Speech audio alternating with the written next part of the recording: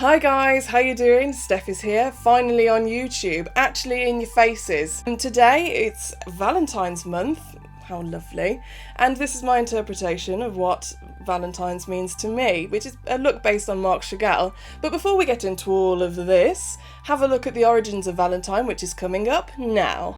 It's February, which means it's Valentine's month. Yes, we could go along the whole commercial thing, but there is actually quite a lot more interesting things to talk about.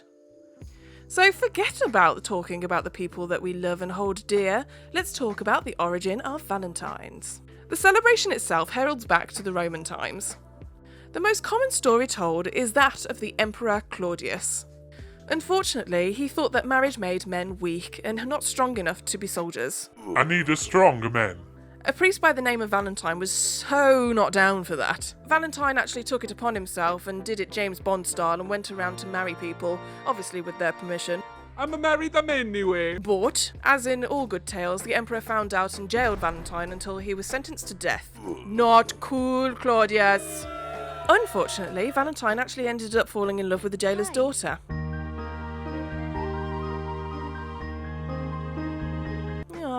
And when he was sadly executed on the 14th of February, which is where we get the date from, he signed his love letter to her, "From your Valentine," which is really cute. Well, kinda, in different circumstances. There isn't just the Christian version of this though, as there is the pagan tradition too.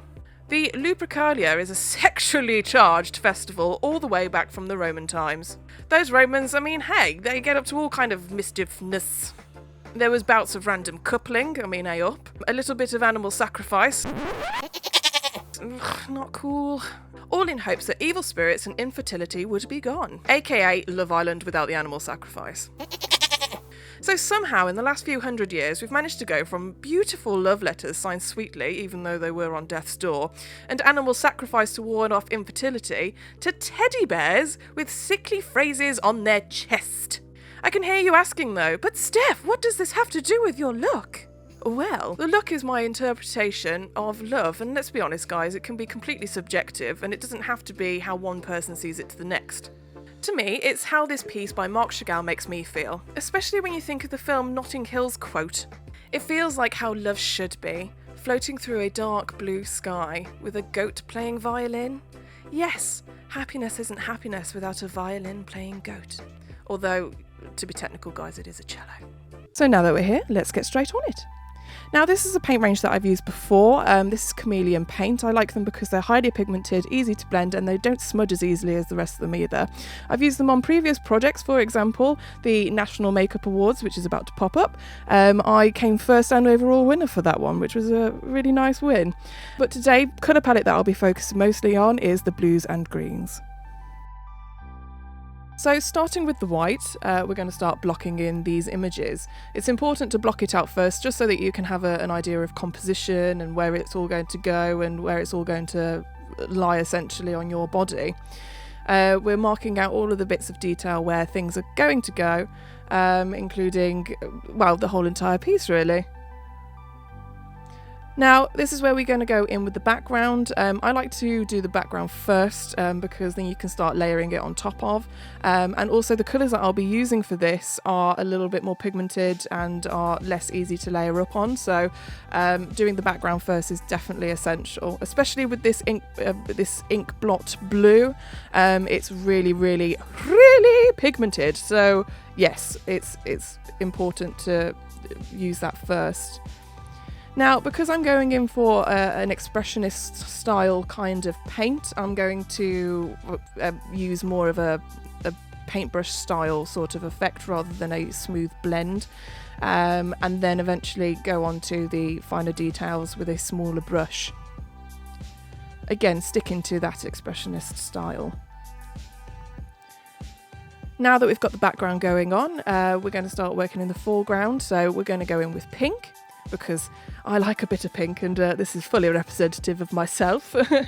So the wedding dress that we're going to be going in for is pink. I don't know if you guys know, but I did have a plan to get married before, and I still have a pink wedding dress in my cupboard actually, so this is fully representative of that.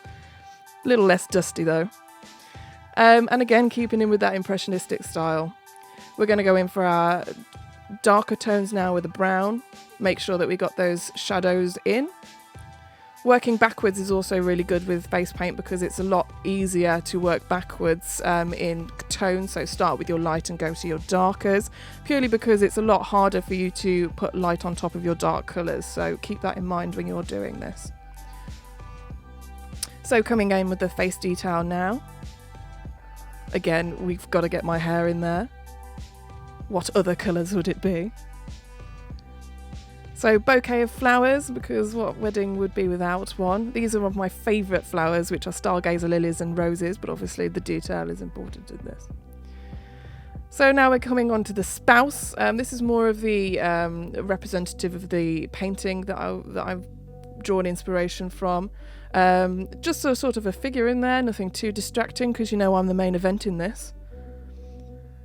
And again, keeping with that expressionistic style and not really blending, just more of a paint stroke effect. So as you can see, this is where it sort of really helps to start with the blocking out and then coming in with the lighter colours. As you can see, this is my dog's Pippa. She's a little squishy. Oh, she's just a little ball of fluff. Yeah, she had to come in there because she makes me happy too. And what is love without all the animals playing instruments of every kind? So we've got a kitty, we've got a goat, and we've got my squishy. And now for the face. So firstly, I'm taking on my micellar water just to get rid of that excess grease and all that beautiful business that's sort of built up throughout the day. It just makes it a lot easier for an application of makeup.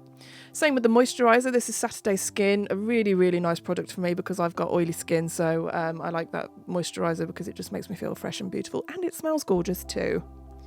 And just smother that right in there.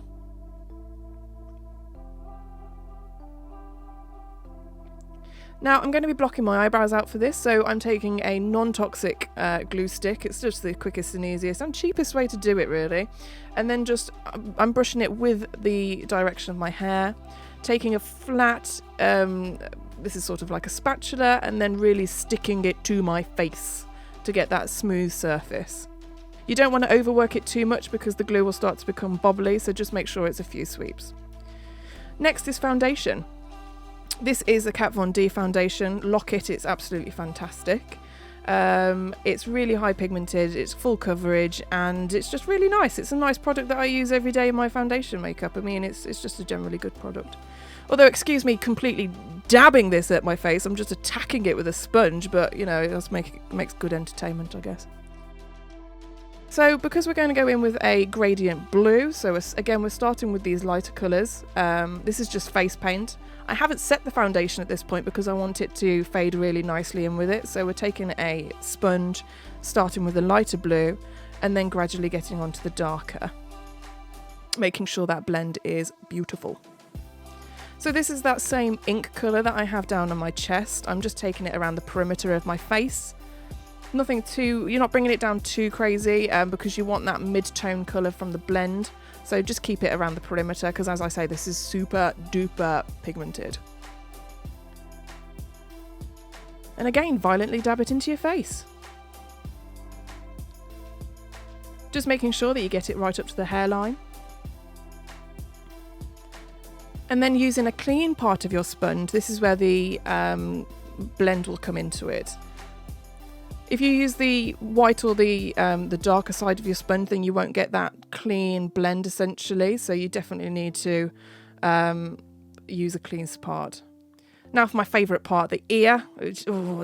No, we've not got time for that. Look, gross. Yeah, fun. And then again, bring it around the perimeter of the face and make sure that the bottom links up to the top. Done. So now we're going to set this with a Lock-It foundation shade powder. This is just to set that foundation essentially because we're going to be putting some powder products on top of it. And then just taking it everywhere that's that creamy foundation. So now for the eyes, this is a NYX Jumbo pencil. I'm going for sort of like a spotlight eye, that's the technical term. So we're going to use the black on the outside and the inside of the eye. Nothing too spectacular at this moment, we're just colour placing. Outer and inner. And we're not joining it in the middle because that's where our blend will take it. But again, it's nothing spectacularly neat at this point because, as I say, it's going to be blended. As I'm doing now. So this is taking a fluffy brush and then just blending out those edges to get that sort of flicked shape of the eye. And also just to blend it in with the rest of the products, essentially. Making sure that I bring it up to the eyebrow on that inner corner. And then this is where our blend will join the two colours, well, the two ends, essentially, to get that sort of spot-like effect. So next I'm taking the Be Perfect Stacey Marie Carnival palette. I love this palette because of just how pigmented it is. Look at those colours. You want to swatch it, darling. It's beautiful. The pink's gone in my palette. But we're going to be using the dark blue just to blend that black out. And taking it around the outer part of the smudge just to sort of blend it with the blue that we've got going on around the face. And making it a little less harsh. Now this, I've recently got this. This is the Jeffree Star Blue Blood palette. Look at those shades. The glitters are to die for. Absolutely gorgeous. And for this, we're going to be taking the darker blue shade and using it over the black.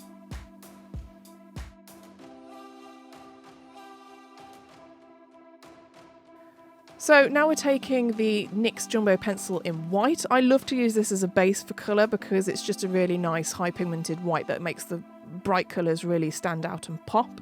And this is going to be used to create that spotlight effect. I'm taking a flat rounded brush purely in the middle, so it kind of comes out at if you imagine a torch, and it starts quite small at the bottom and then gradually gets further out. That's the sort of effect that we want for this spotlight eye.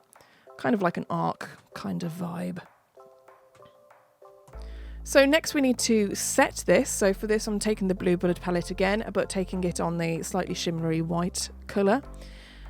And then we're just going to use a fluffy brush and just pat that into the cream and essentially setting it. Because again, we're going to be building on top of this with powder products, so it needs to be set with a powder. Making sure that we don't take it quite up to the crease because we don't want to muddy that dark colour that we've used as the crease colour. So now we're going to go out in a sort of smudge of colours. So we're taking a slightly more blue, but still a lighter colour. And we're going to be working it into the edges of this spotlight. So just to the sides, because we want that really lovely gradient of colour, but making sure that you keep the top of the spotlight, so the arc at the crease of your eye, white, because that's going to be our highlighted area of our eye. And then again, taking it either side. And then bringing it in on sort of like a V shape, essentially. You're not worrying about smudging it too much at the moment because we're just colour placing. I'm taking the light white underneath the eye as well because, again, this spotlight, its characteristics are generally top and bottom. So I'm taking that white and going under as well. Making sure that it's beautifully smudged in with the black either side. So now to tie it in with the chest, we're going to go in with a bit of pink on this eye colour. Just to tie it all in, really, just so that we've got some of that colour up top as well. And I'm taking it into that white that we did underneath the eye, just to sort of bring it all in, essentially. Just to, you know, harmonise the colour palette, darling. And again, we're taking this pink and we're sort of doing a bit of a smudged lip at this point. So we're just going to take it to the outer corners of the lip with a fluffy brush. And, yeah, you know, just blend it in. There's nothing really too technical about that. Just whack it on, dove. And then we're just using our finger to blend it out. Nothing too crazy, just, you know, a little bit of colour. All right, Steph, calm down. So now we're going to go in with our highlighter. And again, this is sort of a recent one. It's a highlighter from Follyfire. Really, really lovely. And we're taking it to the tops of the cheekbones with a fan brush.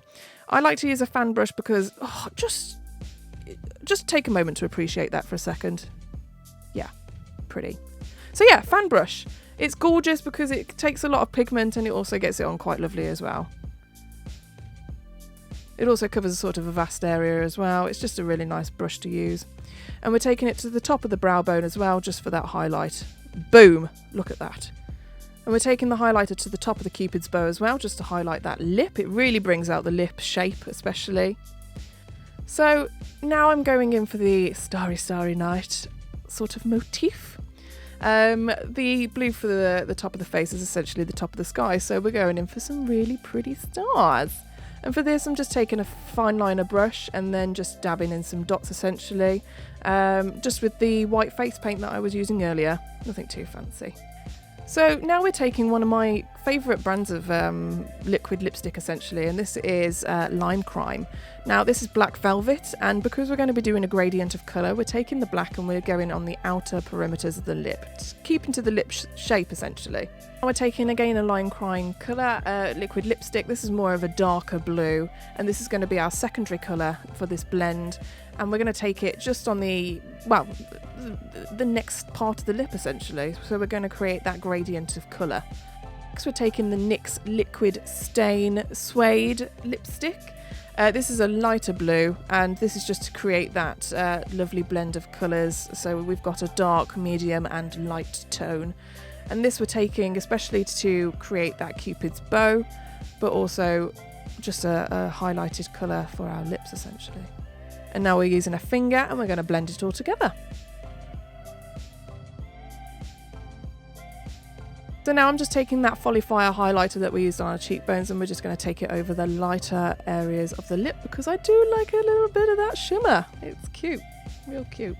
In all honesty, guys, I actually can't remember what make or colour this lip gloss was, but it's obviously beautiful. I'll leave that for the editor to put in. And yeah, we're just going to smear it on the lips. It's really gorgeous. One thing I do remember is it's got a little bit of sparkle into it, so it's just really pretty. So next it's eyelashes, my favourite yet not favourite part. This is the Aldora eyelashes in shape M111? Yeah, M1111. So whilst those lashes are drying and getting a little bit more tacky, I'm taking a Urban Decay liquid glitter liner essentially, and I'm taking it just to the top of that spotlight eye just to give it a little bit of sparkle, because I do like a bit of that. It was very hard to keep it at that line, let me tell you.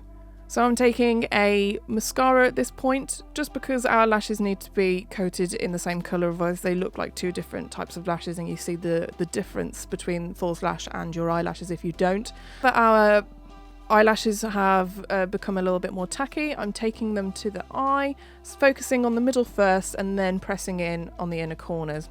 I like to hold the outer and inner corner for at least 10 seconds before I take them off, just to make sure that they are welded to your face.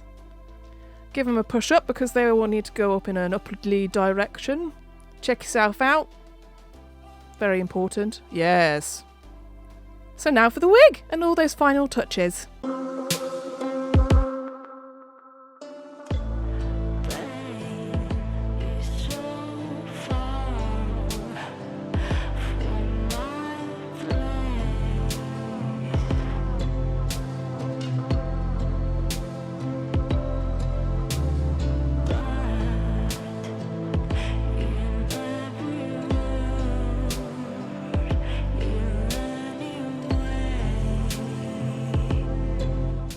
So this is it, finished, done, with hair and everything, because it does make the difference.